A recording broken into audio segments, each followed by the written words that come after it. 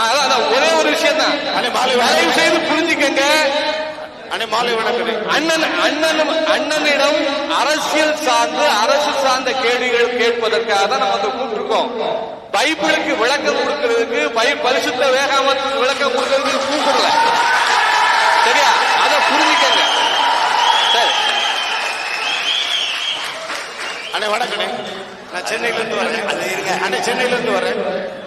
அடுத்த கேள்வி அதனால இருங்க இல்ல சகோதரர் சொல்றாரு, நீங்க பைபிளை நல்லா படிக்கிறாரு, ஒருத்தர் குரானை நல்லா படிக்கிறாரு, நான் தமிழர் இன வரலாற்றை நல்லா படிக்கங்கன்னு சொல்றேன். இந்த நாட்டுக்கு மக்களுக்கும் தேவையான அரசியல் எது? முதல்ல அதை நீங்க விளக்கணும். கிறிஸ்தவனுக்கு என்று தனி அரசியல் கிடையாது, இஸ்லாமியனுக்கு என்று தனி அரசியல் கிடையாது, நீங்க இந்துக்கு என்று தனியா ஒரு பாதுகாப்பு அரசியல் ஒண்ணு கிடையாது. ஒரே அரசியல் தான் எல்லாருக்கும் பாதுகாப்பு பேரவை. அது தமிழனுக்கான அரசியல். ஒரு இன அரசியல் தான் எல்லாருக்குமான பாதுகாப்பான அரசியலா இருக்கும்.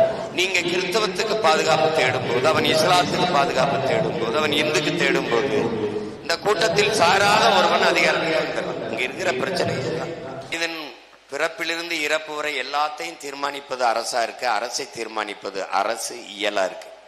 அப்ப அந்த அரசு இயலை கற்கணும். எனவே அரசியல் அறிவியல் புவியியல் போல ஒரு வாழ்வியல், அதை புரிந்து கொள்ளும்.